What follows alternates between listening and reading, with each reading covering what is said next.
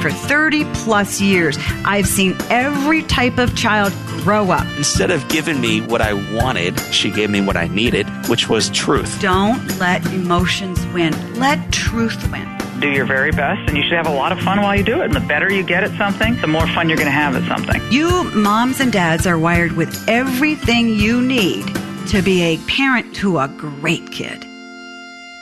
Welcome to Parenting Great Kids. This is episode number 17, The Holidays. You can actually enjoy them. Yes, you can. I'm your host, Dr. Meg Meeker.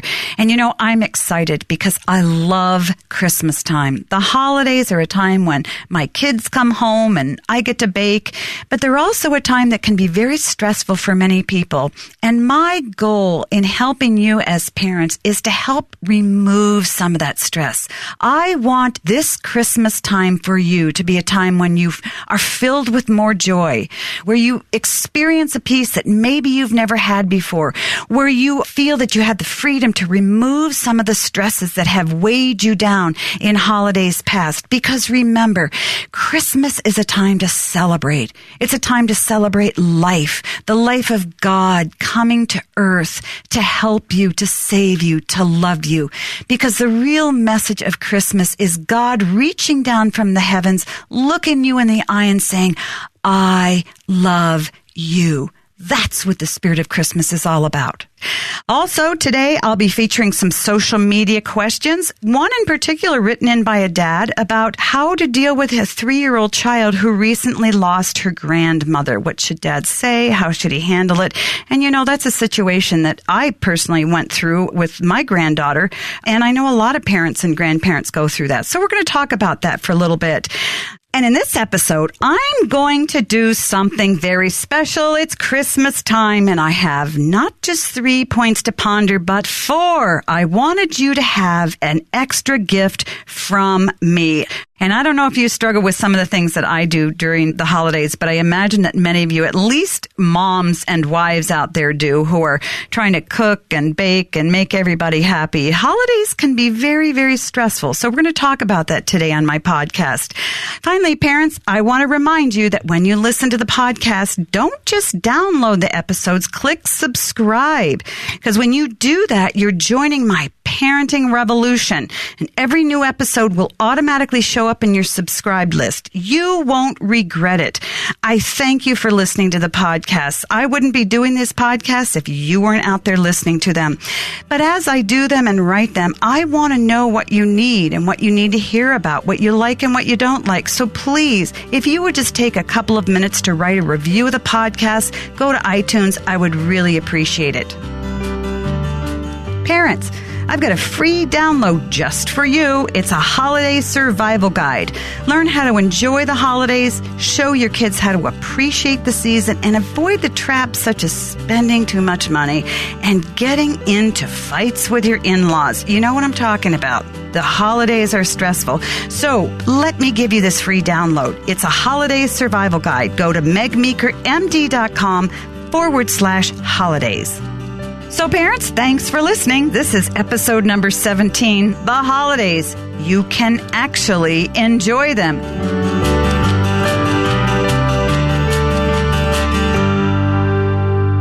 So I'd like to give you some tips, parents, particularly moms out there who are running around like a crazy person trying to make the holidays more enjoyable for everybody else, but feeling stressed and exhausted. But that's really not how to go through the holidays. This is a time when we should really be a little more pensive, more meditative, more reflective, and paying attention to relationships and slowing down rather than speeding up. So it's Christmas time. Let's give ourselves a Christmas present. Let's decide that this year we're going to do Christmas a little differently.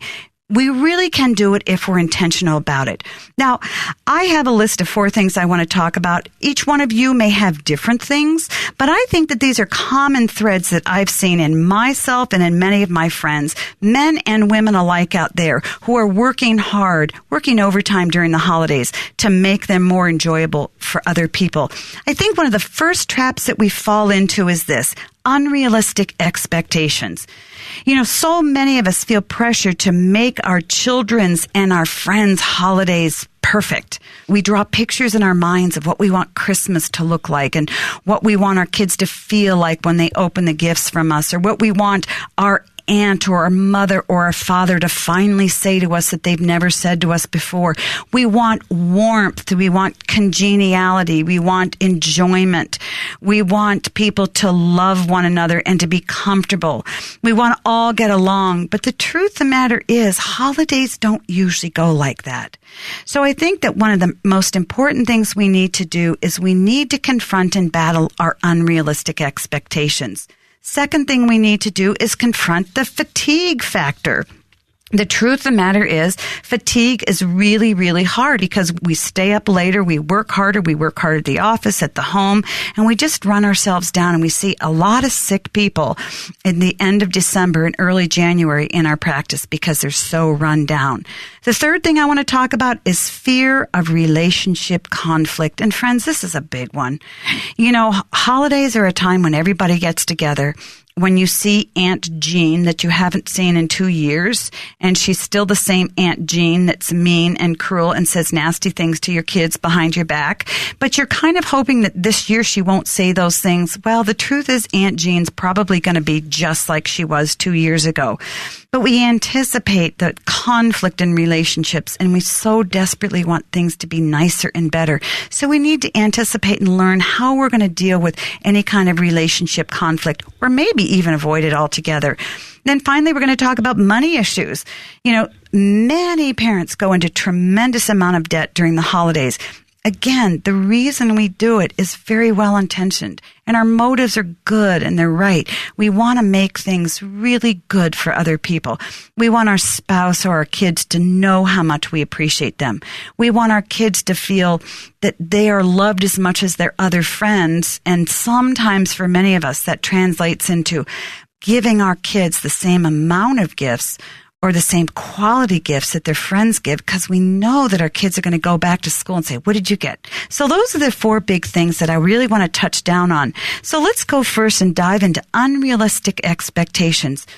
I don't think I've ever met a parent, at least a mom, who doesn't have unrealistic expectations of herself, and how fun the holidays will be, how well everybody's going to get along, and how easy the holiday should be. I think many of us think of our friends at home, cooking these beautiful meals perfectly, and the house smells nice and everything's picked up, and, they've bought all of their gifts a month ahead of time, and everything is wrapped, and the kids are well behaved, and the kids are sitting at the table and saying thank you to everybody, and life is just so good.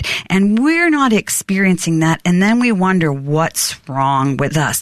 I know that a lot of mothers and grandmothers are like I am, and this is what we do as the holidays come around the corner.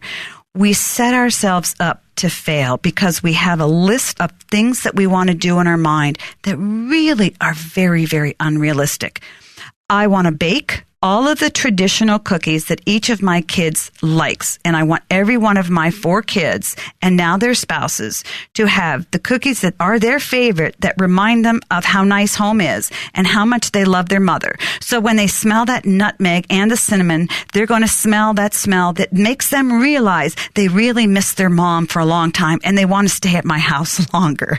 I do. That's what I want to communicate in the cookies that I bake. I want to keep the house in decent shape in case friends come over and they realize that I'm really not so much of a slob as I really am. I want family to come by, and I want my mother-in-law to come by, and even after 35 years, I want her to be very happy that I married her son.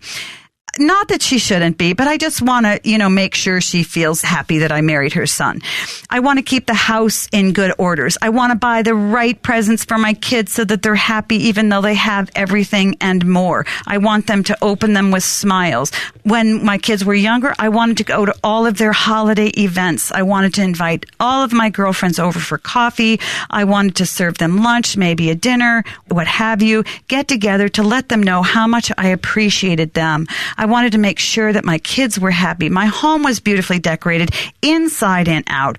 I wanted to entertain coworkers, buy gifts for teachers, the postal carriers, send holiday cards, etc., etc. And then when I would flop in exhaustion the day after Christmas, I wondered, why. The list that so many of us men and women, moms and grandmoms, make for ourselves is outrageous. And it's no wonder that we get angry, exhausted, and we feel defeated at the holidays because we set ourselves up for this. So how do we counter that? How do we combat that? First of all, this is what I encourage you to do. I would write down now, what are the things you feel as a mom or dad you need to do between Thanksgiving and Christmas? Make an exhaustive list from the most important at the top of the page to the least important at the bottom of the page. When you're done writing the list, I want you to put it right in front of you, and I want you to read the whole list. I want you to look at it. Now, I want you to fold the paper in half, and I want you to cross off the bottom half of the paper with a big X. These are the things that you are not going to do this year. And if those things include cleaning your house or buying perfect presents or entertaining your coworkers or inviting all your friends over to lunch, they are scratched off. You're only going to do the things on the top half of the page. And now you're going to write, I will do these things at the top of the page. And then you're going to take another piece of paper and say, I will not. And then you fill in everything on the bottom half of the page. Here's your list of things you will do, but you also need to write down the things you won't do. Because when that time comes, when you feel like, I just have to do that, I have to invite these friends over, I got to show appreciation, you look at that paper and you say, I committed to myself that I will not do these things. I don't have to do that. You need to post it in your bedroom somewhere, and you need to hold yourself accountable to do the things you said you do and to not do the things that you said you wouldn't do. Now you need to combat the next important thing, and that is fatigue. You need to really work hard at pacing yourself. You need to start going to bed earlier. This is a really big problem, and I know it's really hard. The problem is if you're exhausted, stress becomes bigger, anger gets bigger, frustration gets bigger, and you start taking out on people that you really don't want to. You turn into a person you really don't want to be when you're exhausted. And I know what this is like because I felt exhaustion that goes into my bones where I just couldn't keep my eyes open. It's a very, very painful thing. So what I would like you to work on this holiday season to avoid fatigue, avoid burnout, is first of all, schedule one night at the beginning, the middle, and near the end of the month where you will have nothing planned and you refuse to fill in anything on those evenings. You mark them off on those calendar. And those are the nights when nobody can come over and you can't go anywhere and your kids can't have anything planned. Those are your evenings that you're going to have quiet at home. You're going to put the kids to bed early, or you're going to go out by yourself or with your spouse for an hour or two just to get some rest. And when you come home, you're going to go to bed early. Everybody can find nights where they say no to everyone, yes to themselves, and they give themselves quiet and they go to bed early. The other thing that you need to do to combat fatigue is during the holidays, force yourself to go to bed a little bit earlier. Peel 15 minutes off the end of your day and go to bed at 10:45 instead of 11. Go to bed half an hour earlier if you can. I know this is a hard discipline, but honestly, night after night after night of giving yourself an extra 15 or 30 minutes of sleep, it really rolls into the next week and it gives you so much more energy and you're so much more joyful and you're so much nicer to be around if you're more rested. One of the other things that can make us very, very tired during the holidays is we eat different foods than we're used to. We eat more foods than we're used to, and we just overeat, and that makes our sugar levels go high and our sugar levels go low, and that makes us feel very, very tired. So we need to monitor what we eat as well. And one of the things that I find is kind of easy for me to do is I have on days and off days. Monday, Wednesday, Fridays, I can eat whatever I want. Tuesday, Thursday, Saturday, Sunday, I have to eat what I normally eat, and that means not having a lot of sweets and not having a lot of rich foods. So in other words, pace yourself even with overeating and eating unusual foods, and that will really help spare some of that energy. So those are just a few ways that you can compound that fatigue factor. Now let's turn and talk about relationships and relationship conflict. You know as well as I do that holidays are a time when depression goes through the roof for a lot of people. Anxiety goes through the roof. Suicide rates go up. And why does this happen? Well, you know, social scientists and psychiatrists and psychologists will have a lot to say about this. But fundamentally, I think that it all comes down to conflict in significant relationships. Holidays are the times when we want our bad relationships to be better. Holidays are times when we reflect on the relationship that maybe we had with mom and dad that was very, very painful. And we look around and we wish that they were otherwise. We look around and think at the holiday time, you know, holidays are a time when we're supposed to have great relationships with our parents. And again, we sort of fantasize in our minds about what we wish our relationships with our mother and father would have been like. And in some ways, we begin to grieve that they aren't what we had wanted them to be. And we wish that they were different. And we hope that we're different. And in a sort of a fantastical way, if you will, and many adults do this. I've done it myself. We think this Christmas, when I see my mom, this Christmas when I see my uncle or my grandmother or my father, this Christmas is going to be the time when it's going to change. When my dad is finally going to say, you know what, son, I really loved you all those years, but I never told you. Or that mother who drank too much and was so cruel and mean and never paid any attention is going to show up at Christmas dinner and not be drunk and is going to look you in the eye and say, you know what, I love you so much, I'm so sorry. Even though in our minds we know that's probably not going to happen, there's part in each of us that's going to hope that maybe this Christmas, maybe this holiday, that could happen. And we hold out that wish and we hold out that hope, and that sort of sets us up again, unrealistic expectations that maybe it will happen. And when it doesn't, and when dad shows up and he doesn't say, I love you, and he doesn't make eye contact, and he doesn't have a gift, and he comes in with his new girlfriend this time, and doesn't say thank you after you prepared a nice meal. He's the same old, same old. We are once again disappointed that nothing has changed. The way we combat setting ourselves up for disappointment is to say, a month ahead of time, 3 weeks ahead of time, okay, my dad isn't different and my mom isn't different, my grandmother isn't different, or my aunt or my uncle, or whoever that person is that you have a great conflict in your relationship with. Say to yourself ahead of time, or dialogue with a good friend, or dialogue with your spouse. What are we going to do with mom and dad this year? Do we want to get together? Many people feel obliged to be with the person they're having a conflict with. Why do you need to be with that person? Set a priority. What do you want this holiday to be for you? If you want your holiday to be conflict-free with your kids and you, then maybe this Christmas you don't invite mom and dad over for Christmas dinner, or you don't invite Aunt Betty or Uncle Joe or Grandma or Grandpa. And maybe you look like the mean person in the family, but you know what? If you want to make this Christmas genuinely different, a different experience for you and your family, you take charge of your immediate family and you create the Christmas you want with your children. And you say no to people that you have a conflict with. You have the right to do that. And I would say in many ways you have the obligation to your family to do that, to keep conflict at bay. Get together with those loved ones in January.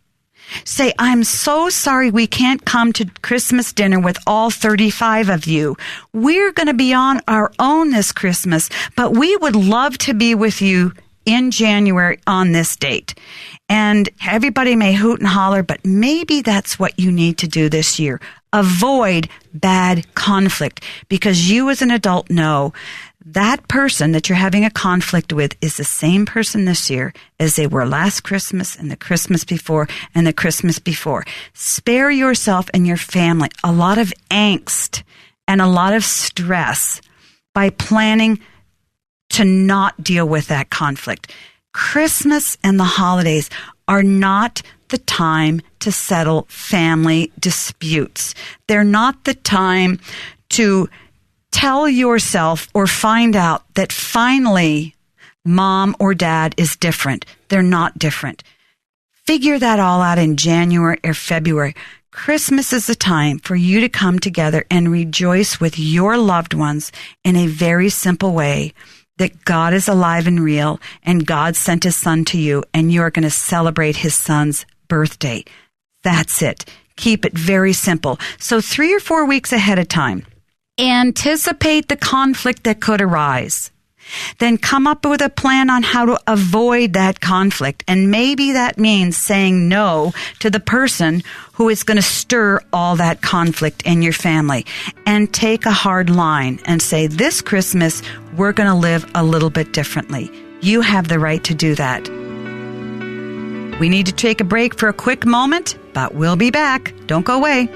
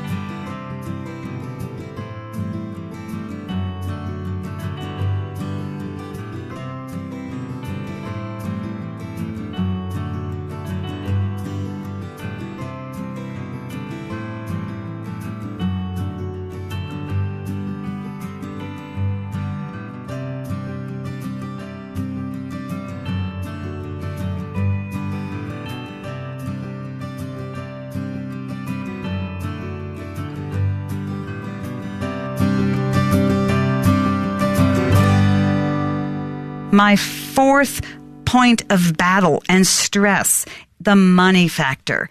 How are you going to deal with money? And friends, I want to tell you, this is a place where I really, really struggle. I am a giver of gifts. I am a person who feeds people that I love. I bake things for people that I love. I give food. I make gifts. I buy gifts. I wrap gifts. I love giving things to people because to me, that's how you express your love to people. For my husband, that's not the way you express love, but for me, that is. And I'm the kind of person, like many, many mothers out there, I want my kids to be happy.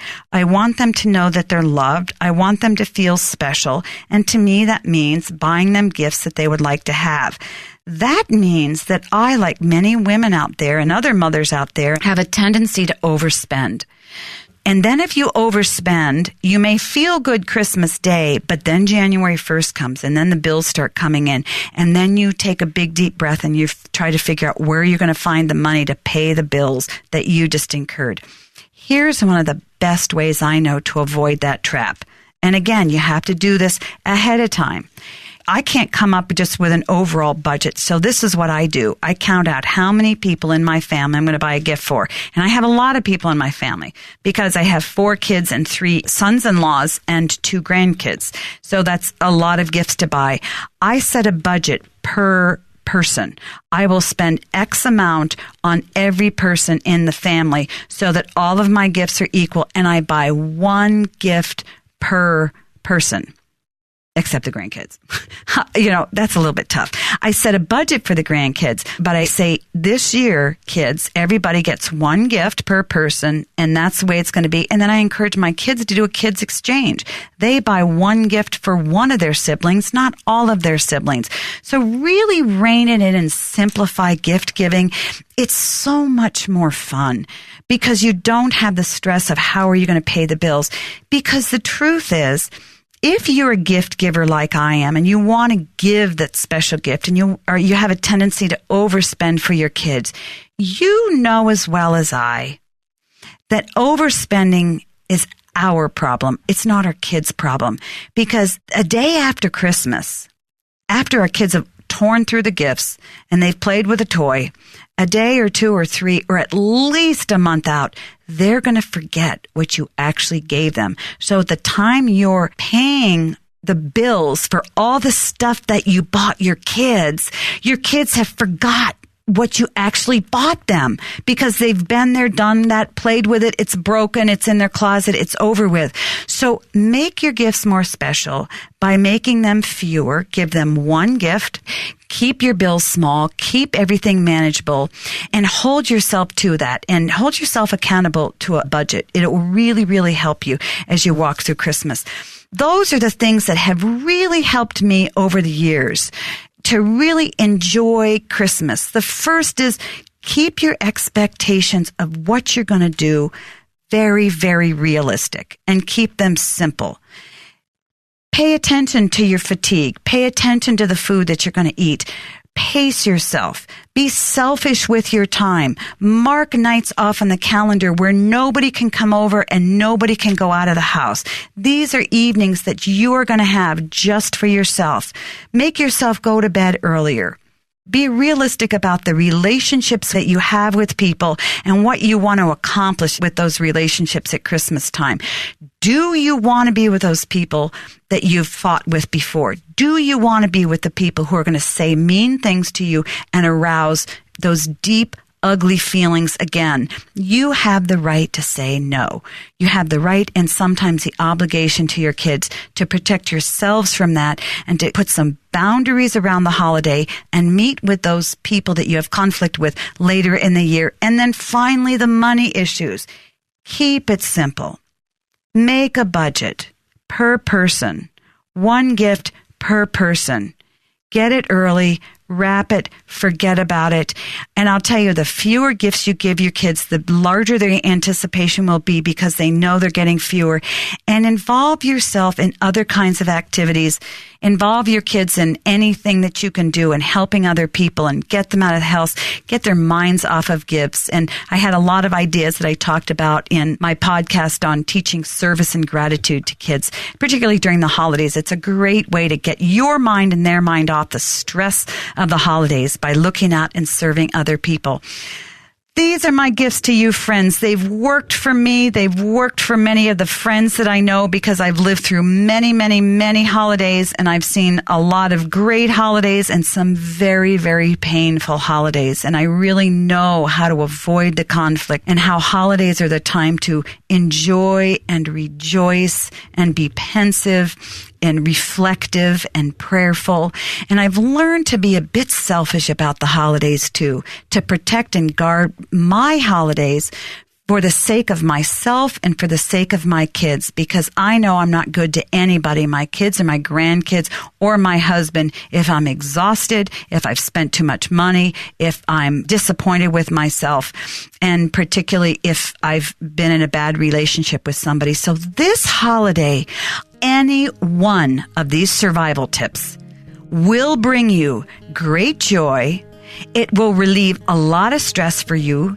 It will make you a happier person during the holidays and after the holidays, because now you can go on and enjoy the week after Christmas because you won't be exhausted and in huge debt. They're holiday tips to help you enjoy the holiday, and you can.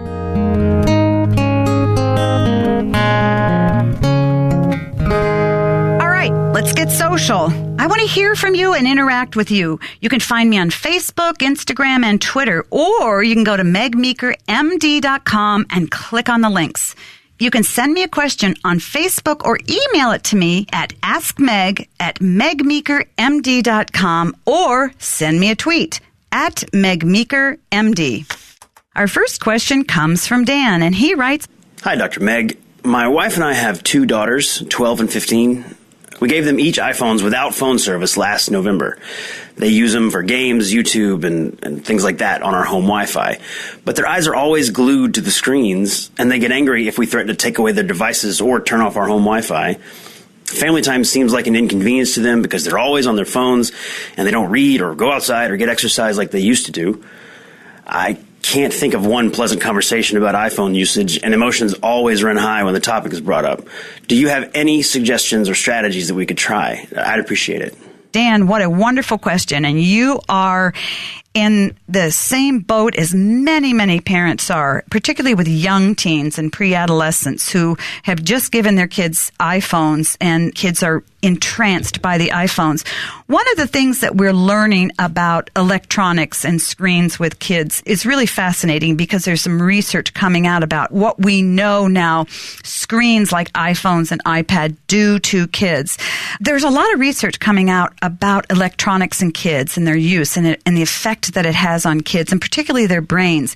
Dr. Peter Wybrow is Director of Neuroscience at UCLA, and he calls screens electronic cocaine. Chinese researchers have also called them digital heroin. Now, these are very, very strong words, but I think it's important for us parents to hear them and to recognize that iPhones and laptops and iPads and electronics in general, whether kids are gaming or whether doing YouTube or watching a movie, have a very powerful effect on our kids' psyche and their brains. In other words, I'm not surprised that your girls have their eyes glued to the screens and that they get angry when you take them away. Think about it. Think about if you'd handed them cigarettes. Now, I know you would never hand them cigarettes, but work with me here. Imagine your kids started smoking. They've been smoking for a couple of years, maybe 10 cigarettes a day. Because we know that the average child, 12 to 15, is on their electronics about 8 to 10 hours per day between social media and school and work and movies and so on and so forth. That's a lot of time during the day. Now imagine your girls were smoking 10 cigarettes a day and you came to them and said, hey girls, I want you to stop. These aren't healthy for you. And you grabbed the pack of cigarettes out of their hands. What would they do? They would start to panic. Why? Because they're addicted to cigarettes. They're addicted to the nicotine. In many ways, kids quickly become addicted to screens. When I hear that kids are screaming and having panic attacks and reacting very, very strongly to a parent taking a device away from them, that's a red flag that something more is going on than just a child or a teenager enjoying their phone or using it for recreation. It could be that your daughters are becoming addicted to their devices. I don't know for sure, but I'm telling you that this is a possibility because I think more kids are getting more addicted to screens than we realize, because I think we still don't really know how strong of an influence these have over our kids, but we're beginning to because research is coming out. Here's what I would encourage you to do. Deal with the issue head on. You probably need Wi-Fi in your house. So is it realistic to pull Wi-Fi out of your house? Probably not. Can you take food out of your house? No.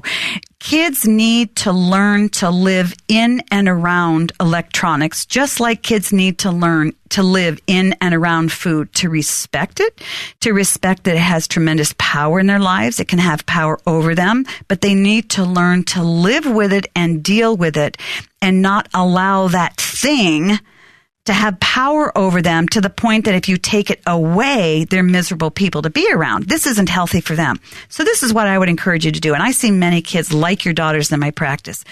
I would sit down and say, listen, here are my concerns. You're using your phones too much.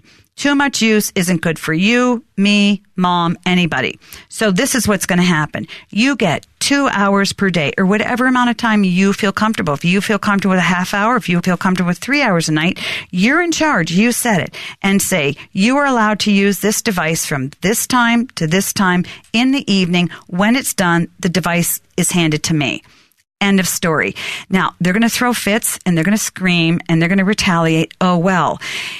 15-year-olds can have temper tantrums exactly like 2-year-olds. The only problem is they're louder and they scream louder and they can slam doors and do all sorts of nasty things to you because they're bigger. But oh well, you're not going to have a pleasant conversation. It's going to be ugly. But remember, you're breaking a pre-addiction here. So this is going to get ugly. But your dad, you're in charge, and this is what's going to happen. It's going to be awful to live with for a few weeks, but oh well. If they don't comply with your rules, they don't have a phone. You just take it away.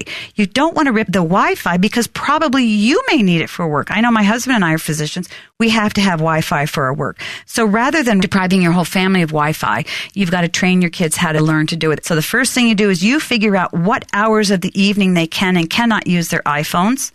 Then you write them down. You make them both adhere to the same rules. And when that time is up, they give you their phone. They don't go to bed with the phone in the room. Every electronic should be charged in the kitchen. If you don't trust your kids to keep it in the kitchen, then it comes in the bedroom with you. And again, it's going to be ugly because you have to break the pre-addiction, but this is just what has to happen. So I think your expectations of having a pleasant conversation are really unreasonable because it's not going to happen. Again, I would encourage you to do this and not turn off your Wi-Fi altogether. And I want to encourage you in one thing. You can be successful at this. It takes time. It's probably going to take a couple of months. I've had kids who are truly addicted who've taken many months to wean off of electronics. I've seen kids who use them up to 12 hours a day, and they're dropping out of every other part of their lives. So if they can be weaned off of electronics and screens, so can your daughters. I would like to encourage you, Dan, to listen to a podcast I recently did with Dr. Josh Straub. It's podcast number 10 called The Text Generation. And Dr. Straub goes into a lot of helpful tips on how parents can navigate this really dicey territory with our kids. He's very knowledgeable about the effects of technology in kids and how to help our kids live with it in a reasonable way because it's not going away. So I strongly recommend that you listen to it. It's podcast 10, The Text Generation with Dr. Josh Straub. Our next question comes from Ralph, and Ralph writes, Dr. Meg, my son is 3 years old and just lost his 55-year-old grandmother. He keeps asking for her and asking where she is. We can't seem to get the right words to get him to understand what happened to her and where she's gone. Do you have any suggestions for me? Thank you. Ralph, first of all, my condolences for the loss of this precious woman in your life. Death of a loved one is always a very difficult thing to go through, and it's particularly hard when you have little children that you're trying to help through the loss as well. But there are ways that you can navigate this territory and do it in a way that's really very healthy for your kids. First of all, at 3, a child can't conceptualize that a person is living in a different place or has a different life. They're either there or they're not there. And he's wondering why grandma isn't in the living room or in the kitchen or why grandma isn't coming to his house anymore. So when you explain death to him, you have to use very, very simple black and white terms that are very concrete. I just experienced this with my 3-year-old granddaughter. She lost her other grandmother. You say to your son, honey, grandma can't come over anymore because grandma isn't living anymore. Now, he's not going to understand what that is, but that's okay. Grandma won't be here because grandma has gone on to live with God. Now, if you are a Christian or you believe in heaven and you can legitimately say that if that's your belief. If that's not your belief, then you would say something like, you know, honey, grandma won't be coming over anymore because grandma isn't living anymore. She doesn't live in her house. She's gone away. And I think that's the best you can say. if you do have a faith, and this is what we did with our granddaughter, we said, Grandma has gone to live with God and she's in heaven. You can't see heaven. We can't see heaven. It's a wonderful place. Grandma is very happy and she loves being there and she misses you, but she won't be able to come to our house anymore and we won't be able to see her. So you keep it very, very simple. And if he cries, he cries. Every child handles grief differently. Some kids grieve a lot. Some kids don't grieve at all because they really just don't understand. But, whenever he asks where Grandma is, you just simply kneel down and you look at him. You make eye contact with him. You look into his eyes and say, honey, remember I told you Grandma is in heaven and she can't come see us anymore. But one day, a long way away, you will be able to see her again, but she is happy and you're going to be okay because I'm here taking care of you. Keep it very simple. Let him talk about it. Don't over-explain yourself. Tell him the truth. Don't be graphic about how she died or anything like that, but let him know that Grandma is safe and Grandma's okay and Grandma's in a good place. And eventually he'll accept that. So, Ralph, again, my condolences for you. You're doing a great job, and I just hope you find a lot of joy and peace this wonderful season. So, parents, send me your questions. Go to askmeg at megmeekermd.com, or you can send me a tweet, and my tweet is at megmeekermd.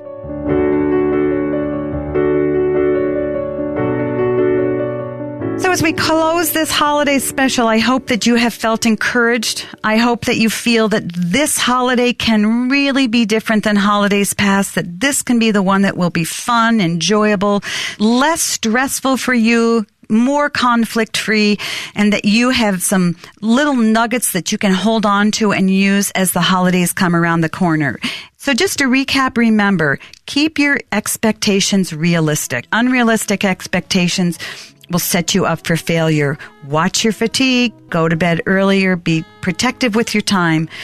Pay attention to the relationship conflict, and if you must, avoid it, because these are your holidays. And when it comes to money issues, keep things simple, make a budget, and cut down on the number of gifts you're buying, because you really will do your kids a favor and you'll do yourself a big favor as well. So until next time, parents, remember, great kids are raised, not born. We hope you've enjoyed listening to Parenting Great Kids. You can like Dr. Meg on Facebook and follow her on Twitter at megmeekermd. Just as a reminder, go to megmeekermd.com and sign up for the newsletter for giveaway opportunities and updates. And don't forget to share the podcast, write us a review, and click subscribe.